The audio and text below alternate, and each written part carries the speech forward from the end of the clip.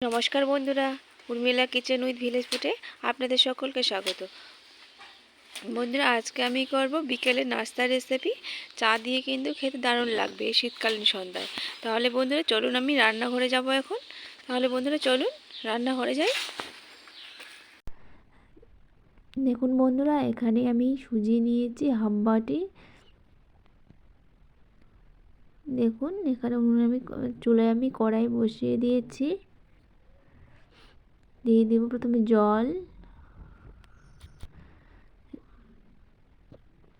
জল দিয়ে দিলাম। আপনারা চাইলে এখানে জলের পরিবর্তে দুধও দিতে পারেন। আমি এখানে জল দিয়েছি। দিয়ে দিচ্ছি সাদা তেল।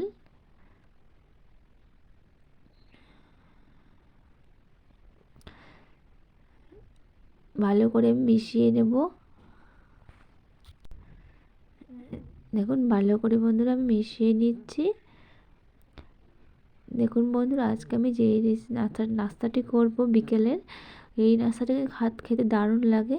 দিয়ে দেব সুজি, জল ফুটে গেছে, সুজি দিয়ে দেব। এক হাতে দিতে থাকবো, এক হাতে নাড়াচাড়া করতে থাকবো আমি, যেন জলা পেকে না যায়। রুটির ডোয়ের মতো বন্ধুরা একটু শক্ত ডো তৈরি করে নেব। দেখুন এখানে দিয়ে দেব এখন আমি চিনি, পরিমাণ মতো চিনি দিলাম। কে কেমন মিষ্টি খাবেন সেই অনুযায়ী আপনারা চিনি দিয়ে দেবেন। তো ভালো করে আমি নাড়াচাড়া করে নিচ্ছি চিনির সঙ্গে। আমি ফ্লেভারের জন্য আমি সাদা এলাচ একটু গুঁড়ো করে নেব। দেখুন আমি গুঁড়ো করে নিয়েছি, দিয়ে দেব। আপনারা চাইলে এখানে ঘিও দিতে পারেন। ভালো করে মিশিয়ে নেব। বন্ধুরা, এখানে কোনো মানে বিকেলবেলা যদি কোনো অতিথি আসে, তাহলে আপনারা ঝটপট এই নাস্তাটা করে দিতে পারেন চায়ের সঙ্গে। খুবই খেতে ভালো লাগে বন্ধুরা। এই নাস্তাটি খেলে কিন্তু সবাই ভালোবাসবে। এত নাস্তাটা খেতে সুন্দর লাগে, খেতে চায়ের সঙ্গে দারুণ লাগে। আপনারা আজকে একবার ট্রাই করে দেখুন, খুবই খেতে ভালো লাগবে। একবার খেলে বারবার খেতে মন চাইবে।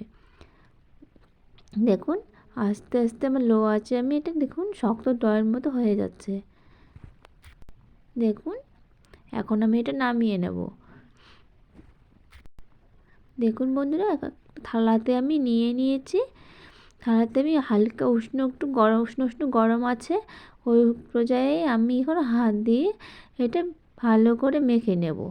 দেখুন ভালো করে বেলে নিচ্ছি আমি। আবার রুটি দয়ের মতো কিন্তু শক্ত দয়, তখন যত ভালো করে মাখানো যাবে তত কিন্তু ভালো হবে। দেখুন দেখে কিন্তু মনেই হবে না এটা সুজির ডো, মনে হবে এটা ময়দা কিংবা আটার ডো। দেখুন আমি লেচি কেটে নিচ্ছি ছোট ছোট করে। এখন আমি এটা গোল করে নিচ্ছি। আমি দুই হাত দিয়ে গোল করে নিয়ে একটু চাপকে দিচ্ছি। আপনার যে যার পছন্দ মতো শেপ দিয়ে নেবেন। আমি এইভাবেই করে নিচ্ছি। দেখুন এইভাবেই আমি সব করে নেব। দেখুন আমি সব করে নিচ্ছি এখন আস্তে আস্তে। তাহলে বন্ধুরা দেখুন, দেখে বুঝতে পারছেন কেমন হবে। দেখুন এখানে কিন্তু তেল গরম হয়ে গেছে। আমি সব এখন লো আঁচে ভেজে নেব। দেখুন এক এক করে আমি সব ভেজে নেব।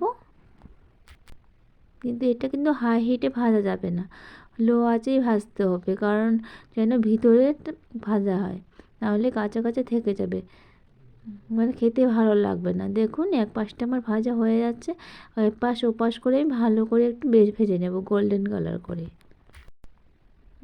দেখুন উল্টে নিচ্ছি। দেখুন হালকা গোল্ডেন কালার হয়ে এসেছে। দেখুন আমার কিন্তু ভাজা হয়ে গেছে বন্ধুরা। দেখুন ভাজা হয়ে গেছে, এটা আমি এখন তুলে নেব।